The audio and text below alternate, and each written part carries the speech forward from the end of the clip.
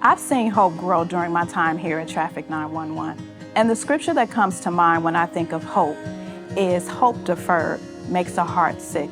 And one thing I know for sure is that if you want to last long in this work, you have to allow your hope to grow with even the smallest wins. Having the advocate there, not only for the big things, but for the small things, just shows them that there's a beautiful foundation and a future for them. And I think that's the most wonderful part about Traffic 911. Not only just go out into the field and meet these youth, but also just seeing them sit there with them and have these hours-long conversations just to let them know that there's something more than just them being alone or them not having anyone. When we come alongside them and validate the things that they're going through, there's just this beautiful blossom that comes to life. Sometimes hope looks like a warm meal in the middle of the night. It looks like a cozy teddy bear. It looks like a blanket. It looks like fuzzy socks. It looks like a conversation about what they like, what they don't like, their favorite color. It can look like sitting with them in a medical exam. What I have found is that presence is hope. Planting a seed is an incredible honor. It is something very sacred that we do not take lightly because we're invited into a journey where a client has gone through so much, yet they allow us the space to speak in and step in and give a sense of hope. And we may or may not see the flourishing, but we know that it is to come and it's a promise that we hold to. And that's a hope that we all bear together. So this client, I've known her since about late last year. I went out to her recovery and I got there and things were kind of all over the place, but I got to go in and just meet with her and kind of just sit in silence. And I just kept showing up. And as that has happened, we've created such an amazing bond. But she just has blossomed into this beautiful young woman who can advocate for herself and just use her voice and kind of just stand firm in the decisions that she's making. And that has just been so beautiful to watch. As I witnessed caregivers release a sign of relief and dry their teary eyes as they heard about our program and the benefits of their child being in the program and the help and the support that they would receive. Parents no longer felt alone or hopeless.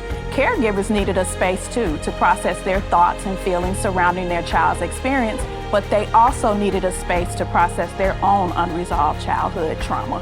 One question that I will ask during a recovery is just to see where their head is at, is like, you know, what do you want to be when you grow up? And she couldn't see past that night. She couldn't see the next day. And so now we talk about it and she's like, oh, miss, I want to be a therapist and I want to go to school. And so we're like looking into colleges, we're looking into different scholarships and different things like that. And it's just to see her go from, you know, only seeing right here to now seeing way far down the road. It's an amazing feeling. But it also gives us so much hope when they actually update us after the crisis response and tell us they started going to school again. They're reaching out to healthy resources. They called the crisis line this week. It just kind of gives us a reminder of why we do what we do, not just an advocate, but all of our roles in general in Traffic 911 is to get them there, to that healthy place, to not only live a good life, but just have healthy resources to go to, and it's beautiful. I have seen hope grow in courtrooms when we show up for our clients and they get to testify against their traffickers. I have seen hope grow when we come together as staff and rally around each other and embrace each other to support each other. And even in my own life, I have seen hope in such a different way that I've never seen before. They've, in exchange, actually given me a sense of hope. And I've been able to walk through that and even find healing in my own journey. Since getting to work with the boys and girls that we serve, my view of hope has changed. A lot of times, sometimes we can think of hope as like wishful thinking.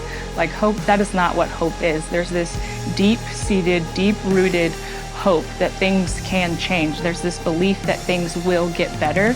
They believe that. They believe that things can change. They believe that they can accomplish their goals. They believe that they can graduate high school. They can get a job. They can raise their children. Like they're doing the hard work, and just their resiliency has taught me what hope truly is.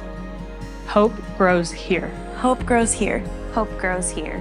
Hope grows here.